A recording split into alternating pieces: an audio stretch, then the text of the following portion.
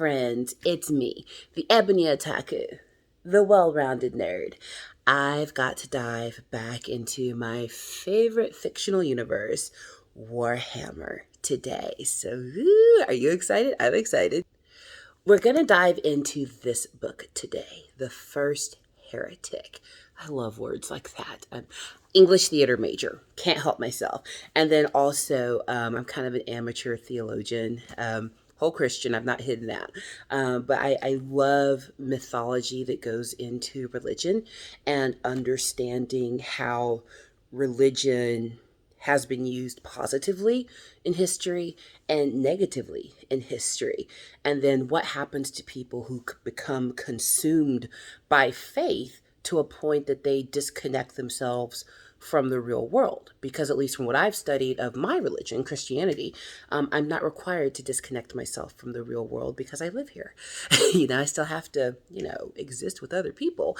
And that's a very interesting topic that is explored in this book. Not only that, it gets deeper into how the choices of leaders affect the people. So that's why I chose to talk about this today. That, and I recorded a whole other reaction video with that new software I'm playing with, and found out that I need to take all the sound out because everything can be copyright claimed. So lesson learned, and I will figure that out next week. But for now, let's get into it.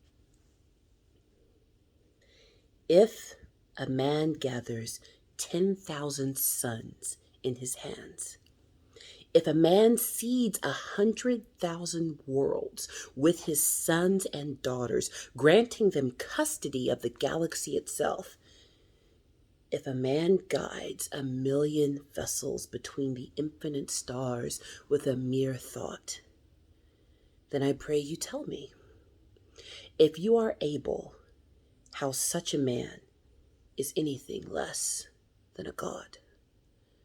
This is from Lorgar Aurelian, Primarch of the Word Bearers. This is a heavy book in the series, but it is also one of my favorites, and I've actually read it several times in its physical form, not just the audio, although I love the audiobooks out of the Black Library and anything to do with Warhammer because they found the best readers. But of course, they also have the best writers. This particular book is written by Aaron Dembski-Bowden. Dembski. American, forgive me, Bowden. And this was actually my first encounter with their writing.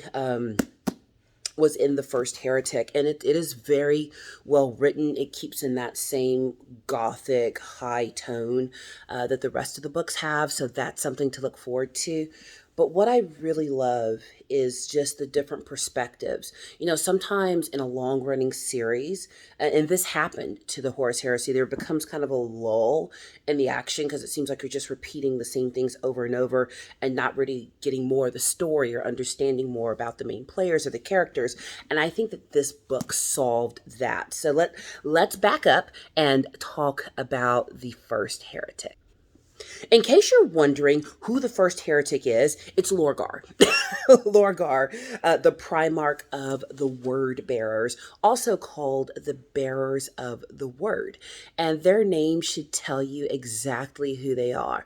Oh, wait, am I supposed to say spoiler warning? Spoiler warning for this whole book.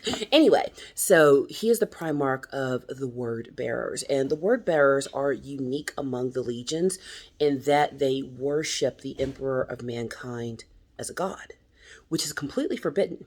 Because if we remember in my dog is knocking my camera. Okay, Sammy, you just had to go that way. Thank you. He's gonna make an appearance somehow. Anyway, but if we remember, the groundwork of this universe, the Emperor of Mankind stands on science and physical evidence alone. Anything else is outlawed, even though he himself dabbles with the denizens of chaos. That is forbidden to everyone else. He is a human of great power. He has great psychic energy. He's able to cast his presence through the warp that others are not able to do. And he was able to bring together all of these worlds where humans have been scattered across the galaxy for thousands upon thousands of years and reunite through war. I mean, the series is called Warhammer. reunite humanity for one cause, and that is humanity, to wipe out the enemy, the Xenos, the demon, the unknown. All of that has to go. And with it, religion had to go. The Emperor is a being that is also a perpetual. Other perpetuals in the series are Vulcan, the Primarch of the Salamanders, one of my favorite legions. I think that's going to be the next army I build. And then also John Grammaticus, my favorite character in the entire series, right next to Fulgrim. He is also a perpetual, and perpetual means they don't die. If they do die, they get brought back, and they just get to keep on living. They are functionally immortal. So they are very unique amongst people. And John Grammaticus and the Emperor of Mankind actually have an encounter at one point, and the Emperor immediately recognizes him as one who is like himself, but it's not, at least I've not seen it in any other books, that the Emperor and John Grammaticus met again. Anyway, I digress. So Lorgar is the Primarch of the Word Bearers, and the Word Bearers literally bear the word of the Emperor, but they've taken it to the next level. Remember, religion has been outlawed, and the reason the Emperor of Mankind outlawed religion was because he was such a long-lived person on Earth. He saw that religion was more destructive than prosperous, that people would use it to control the minds of lesser men amongst them and to get their way. It's actually been said by a modern religious figure, who I'm not going to name here because I don't want to hate, that the easiest way to make $1 million is to start a religion. And guess what they did? They started a religion. And lots of people are still in that religion. And the people who run it have all the money. So very true statement. But Lorgar is not worshiping the Emperor for a monetary reason. There is an inborn need in humans to reach out for what's more. There has to be something bigger and greater outside of myself. What is this thing that is bigger than me, that calls me to existence in the universe? And when Lorgar was brought into the Brotherhood of the Primarchs, he didn't just see an Emperor of Mankind. The rest of his brothers bowed a knee to an emperor. Lorgar bowed a knee to his God when he saw him, and he put the Emperor in a place of worship, but he didn't tell the Emperor that he put him in a place of worship. And on his home world, and in the capital city of Monarchia especially, which is called the Perfect City, it takes up half the planet. Basically, it's one city, but it is a beautiful edifice to what humans are able to achieve. It is the center of worship for the Emperor in the universe. But that's a big old no-no. You're not supposed to do that. The Emperor is very clear: no religion, no worshiping, no gods, kill the Xenos. If it's not human, it has to go. Basically, we are not doing this. And one of our central characters that we follow throughout the book, her name is Cyrene Valancion. Cyrene Valancion. I'm better than that. I got the book right here. Cyrene is a citizen of Monarchia, and she is just seen admiring the city. So proud of her Primarch that has built such a beautiful place for them to live, admiring the order of the city and that everyone has a place and a purpose. And, admiring the chapels that have been built as edifices to the Emperor where they go and worship and all the things. And then an announcement in all of this piece comes over the communication systems. It basically says, get out of the city. Get out now. Now, are you still waiting? Get out. The entire city is evacuated. And remember, the city's like half the planet. It's huge. Half the city's evacuated. And then they watch as the city is bombed from space and wiped off the planet. Now, who would do such a thing? The Emperor of Mankind. The Emperor of Mankind is also a powerful psychic, or psyker, as they're called in the Warhammer universe. So he knows if you're up to no good. And then also, what's done in the dark can only be kept secret for so long. And when it comes to light, that on Lorgar's homeworld, that not only is worship of the Emperor happening, but dabbling in psyker arts is also happening, because that's forbidden as well. Not only are we not worshiping anything, but don't go messing around in, the dark arts. My Harry Potter reference. Don't go messing around in things you have no business messing around in. Don't communicate with chaos. Don't talk to the denizens of the warp. Don't reach out to xeno species. Just keep it all human, keep it all technology, keep it all safe and sane. And Lorgar just threw all that out the window, because in battle, psychers are actually very useful. They have the ability to disrupt psychically the troops of enemies. They can cause them to go insane. They can cause them to fire upon themselves. Great weapons of war to fall to complete ruin because of their abilities. But the Emperor has commanded all of his legions, none of you are going to use psychers. Nobody. Even though he has a whole bunch of psychers tied up in the palace on Terra. We'll talk about that another day. But all of you cannot use psychers. And it was agreed upon. It was such a big deal that Lorgar had broken these edicts that actually the Emperor had Perturabo, we talked about him in the last book, had Perturabo, another one of his sons, actually build an amphitheater on a planet called Nicaea. And you might recognize that name if, study Christian history. But had him build an amphitheater on Nicaea where all of the Primarchs were gathered at one time. And this grand theater was built just for the Emperor to tell Lorgar in front of everybody else, don't do the thing. If you do the thing, there's gonna be consequences. Now, I don't know about y'all, but if you're gonna embarrass me in front of all my friends and then tell me not to do something, especially when I'm helping you, whether I was right or wrong, now I'm mad. And guess what? Lorgar is no different. He mad. He's big mad. And he kept right on doing what he was doing. But because of that, judgment had to come. And that judgment came in the form of the Emperor sending the strongest message possible to Lorgar by destroying the crown jewel in his own kingdom, the perfect city of Monarchia. From the air, the Ultramarines, Robute Gilliman, bombs the city out of existence. And when you read the text, it kind of sounds like he's a little too happy to be doing it. Doesn't bother him. It doesn't bother him at all. And he reads Lorgar for filth, basically. Up one side and down the other. And tells him to get it together. Or next time it's not going to be Monarchia, it's going to be your entire legion. This is deep. One, Lorgar in his head is doing the right thing by worshiping the Emperor, by building great chapels, by conquering using these forbidden arts. But that points back to the humanness of the leaders. It's so easy to take a leader and put them on a pedestal and forget that they are a person.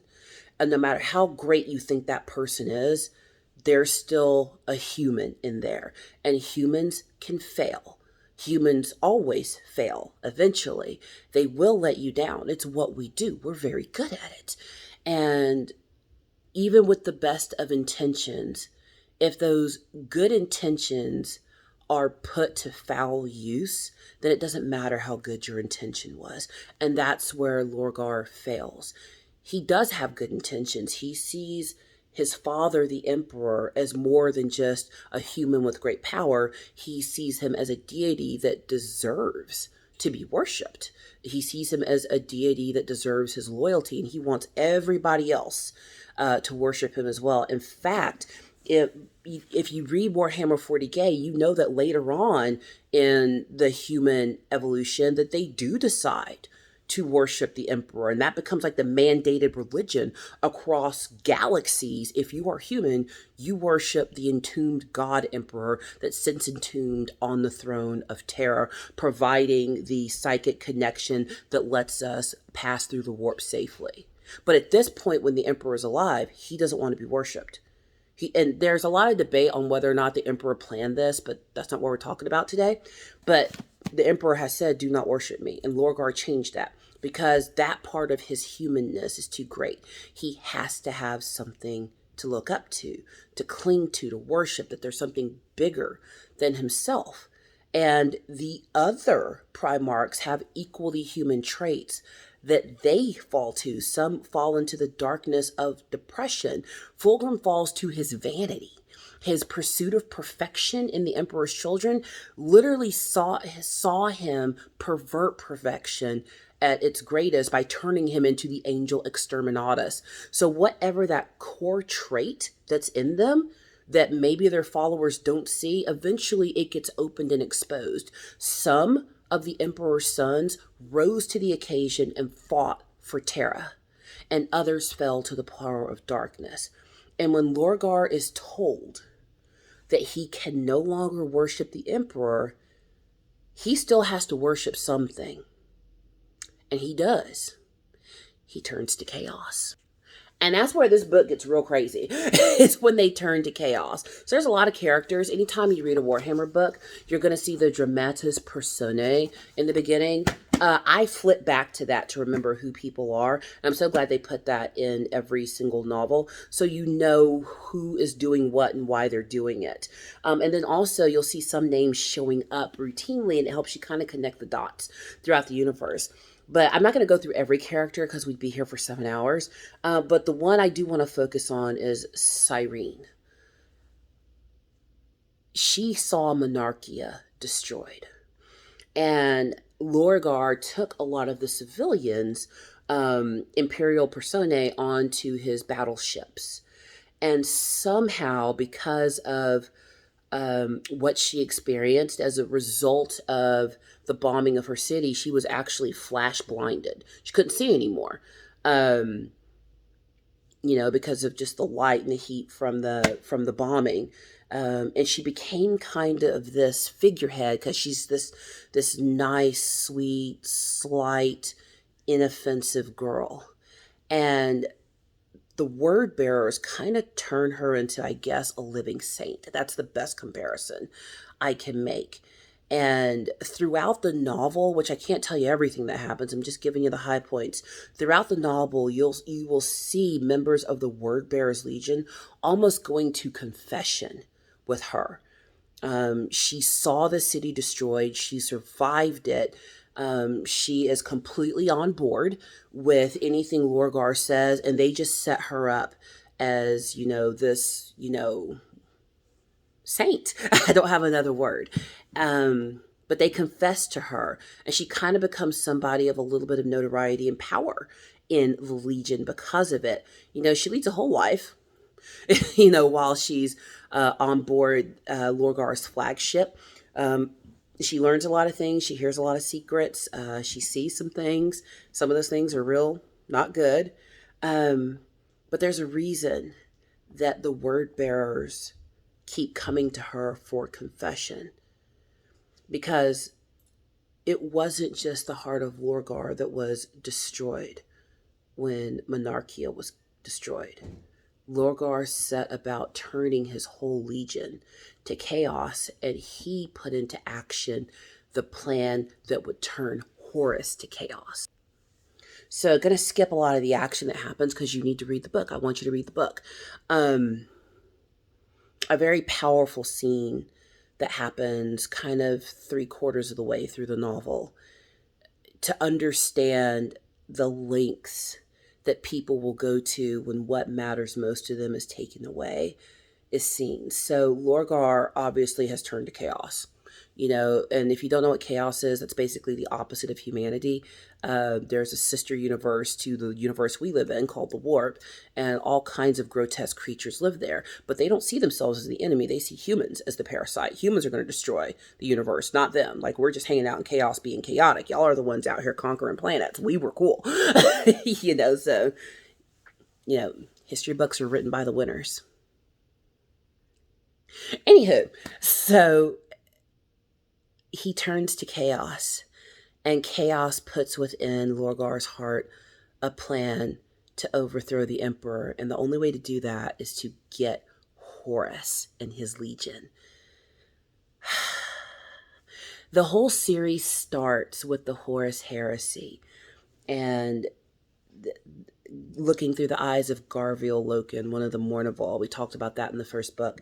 Admiring his Primarch, which is Horus Lupercal, and then watching his Primarch fall from grace as he's infected with the anatheme on the Davin moon, and then becomes, a Nurgle plague god, basically. This is the story of watching leaders fall. Of not just leaders, of great humans.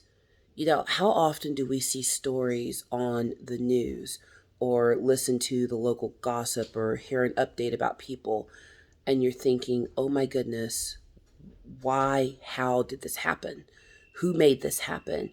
Why are these people behaving in such a way that is counter to what I thought they were and who they were?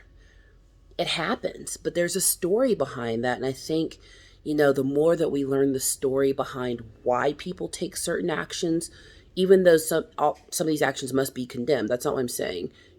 Punishment must happen, gotta pay the piper for what you did.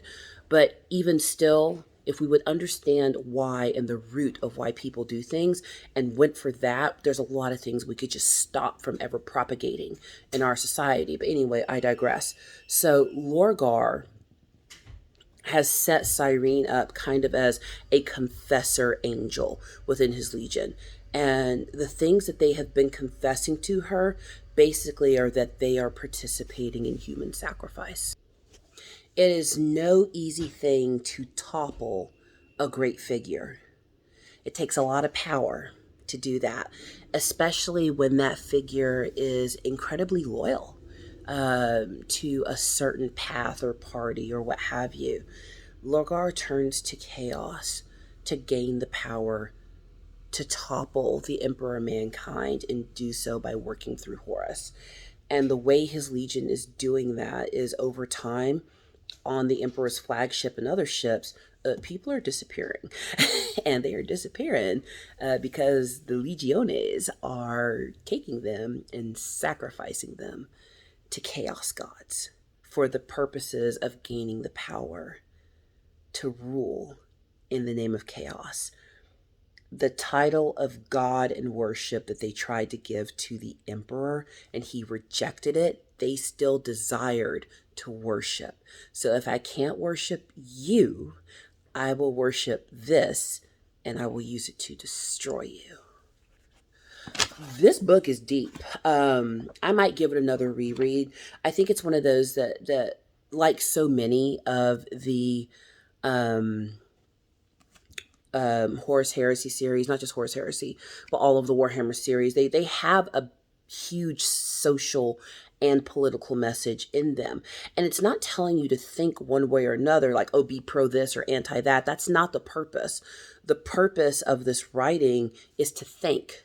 Why do you think certain things? Why do you believe a certain way? Why do you think this person is greater than another person? Why do you think they fell?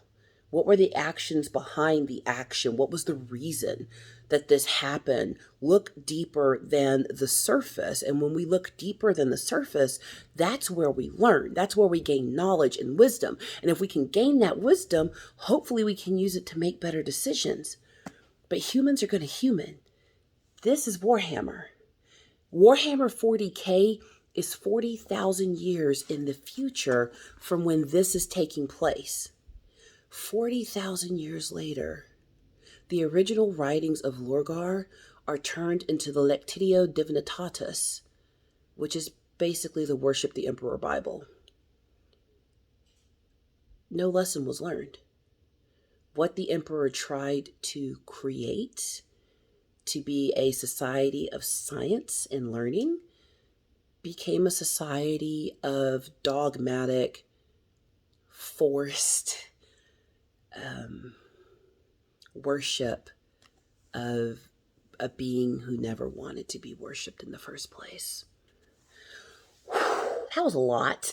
I hope I did it justice, and I hope I piqued your interest enough for you to go give it a read. Just a reminder, the contest is still going. Please like, comment, subscribe, and subscribe to me across all my social media. The Twitter, the Instagram, and of course the YouTube. I'm really enjoying this, and a big thank you to all of those who have subscribed, commented, shared. I really appreciate you, because right now I'm still in the fun stages of YouTube, so I'm kind of enjoying this phase, and I know that if I really put some work into it, I probably could do decently well, but I'm really enjoying just the fun right now. But I still promise, once we get to 500 on each of those platforms, nerdy prizes are on the way for 3 lucky individuals who have a U.S. address. So I don't have an ending. All right, so I will talk to y'all in the next one. Bye, friends.